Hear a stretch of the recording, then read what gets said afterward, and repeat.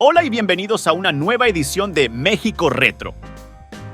En esta ocasión nos sumergiremos en los recuerdos y detalles de la vida en México, algunos de los cuales son parte de nuestra historia y otros de nuestra nostalgia. Comenzaremos nuestro viaje explorando el antes y después de algunas zonas de la Ciudad de México, para comprender cuánto han cambiado y qué historias atesoran las calles y edificios que vemos a diario. En 1950, México hizo historia al convertirse en el primer país en completar su etapa en la carrera panamericana. Durante aquel tiempo, la marca de automóviles Pontiac tenía una concesionaria en la zona, junto con un servicio de carga de combustible. Este establecimiento pertenecía a uno de los organizadores de la carrera panamericana, Antonio Correjo. La concesionaria no solo vendía vehículos modernos de la época, sino también equipos de gran prestigio, convirtiéndola en un lugar de renombre. En la actualidad, el terreno donde se ubicaba esta concesionaria permanece vacío, situado en el Paseo de la Reforma y la Avenida Morelos, frente a lo que solía ser la Glorieta a Colón. A lo largo de los años, en esta área se han erigido varias construcciones, desde casas hasta edificios de oficinas. En las décadas de los años 60, un edificio que se encontraba junto a este terreno fue el último en ocupar este espacio. Además, en las proximidades de este terreno vacío se encuentra el renombrado Hotel Fiesta Americana, con sus 616 habitaciones y un servicio de 5 estrellas. Nos situamos en el número 27 del Paseo de la Reforma, un lugar que cobró vida en 1938, año en que se completó la construcción de un edificio de departamentos. Este inmueble se erigió en el mismo terreno donde alguna vez se encontraba el chalet de la familia Brani, miembros destacados de la aristocracia porfiriana. Durante varias décadas, este edificio de viviendas proporcionó una opción de residencia en una ubicación privilegiada. A medida que pasaba el tiempo, en su entorno comenzaron a surgir varios edificios de varios pisos, hasta que finalmente la modernidad alcanzó al antiguo edificio, que fue demolido para dar paso a una construcción más contemporánea. Hoy en día, en ese mismo terreno, se encuentra un edificio de arquitectura más moderna, que también alberga departamentos, pero de lujo. Este nuevo edificio fue diseñado por el arquitecto Alberto Kalach como parte de un proyecto que se llevó a cabo en 2010. Con una altura de 104.1 metros y 27 pisos, contando con todo tipo de servicios modernos y de lujo, este edificio se alza majestuosamente sobre la colonia tabacalera y el Paseo de la Reforma. Fue finalizado en 2012 y se destacó como uno de los primeros proyectos de torres residenciales que se construyeron en el Paseo de la Reforma. Nos trasladamos a la antigua Plaza de la Santa Veracruz, situada en la Avenida Hidalgo, frente a la Alameda Central de la Ciudad de México. El origen de esta plaza se remonta al siglo XVI y alberga la parroquia de la Santa Veracruz y la iglesia de San Juan de Dios, que es la que se muestra en la foto y que fue reconstruida en 1746. En el pasado, esta área también albergaba el antiguo Hospital de San Juan de Dios, que hoy en día alberga el Museo Franz Mayer. La imagen que vemos en la fotografía nos presenta esta plaza rodeada de comercios. En 1968, en el centro de esta plaza, solían ubicarse puestos de venta de flores. A finales de la década de los años 60 y principios de los 70, se dio inicio a un proyecto que tenía como objetivo embellecer la plaza. Esto incluyó la plantación de árboles, restauraciones y modificaciones. Se instalaron más fuentes y áreas de descanso a la sombra de los árboles recién plantados para mejorar el atractivo del lugar. Con el paso de los años, algunas de las construcciones han experimentado deterioro e inclinaciones. Además, un incendio afectó una de las torres de la parroquia de la Santa Veracruz en el pasado.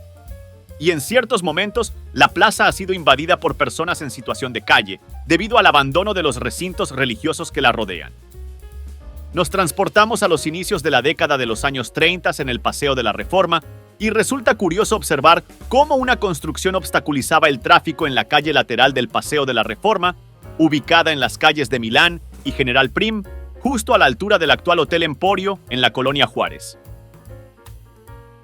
De la pequeña casa que estaba en la esquina, servía como taller de servicio automotriz.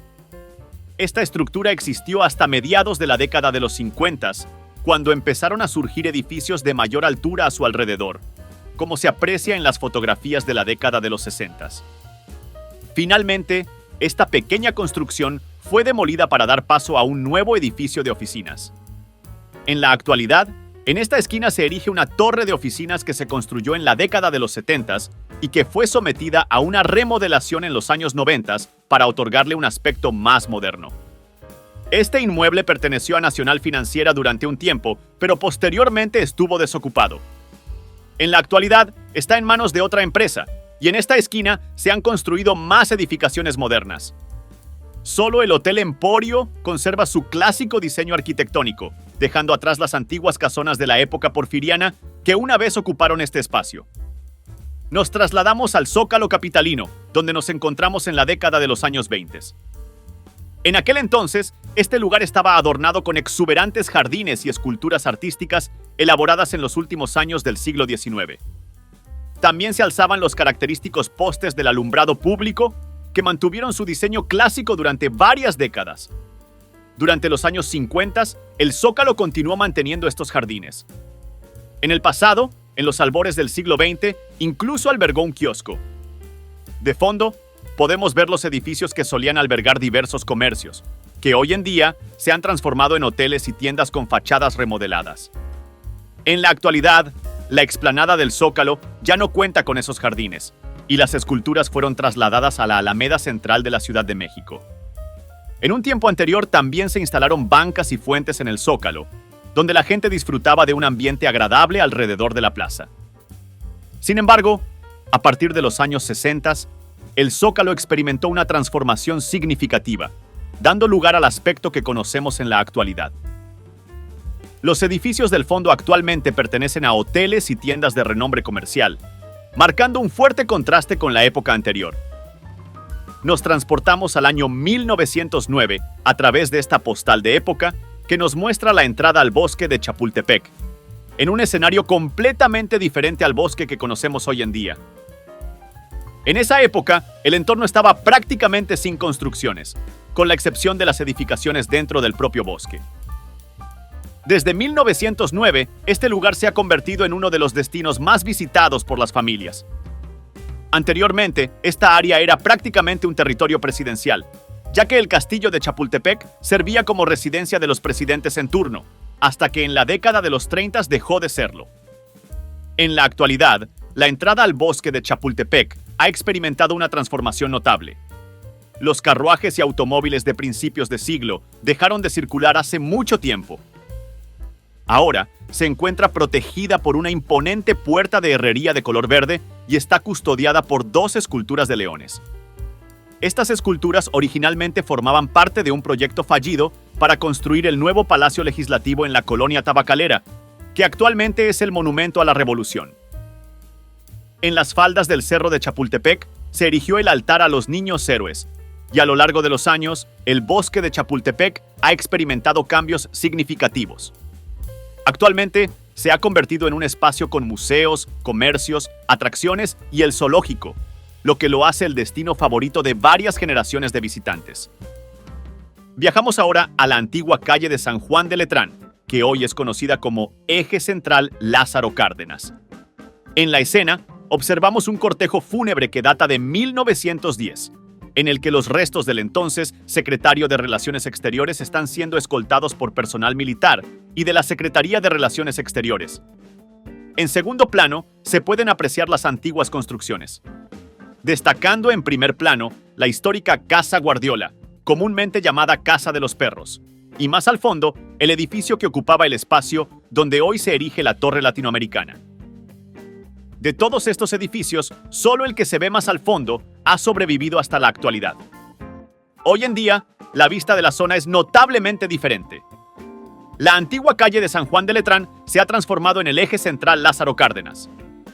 La Casa Guardiola ya no existe, habiendo sido reemplazada en 1947 por un edificio de estilo funcionalista que aún conserva el nombre de Guardiola y pertenece al Banco de México.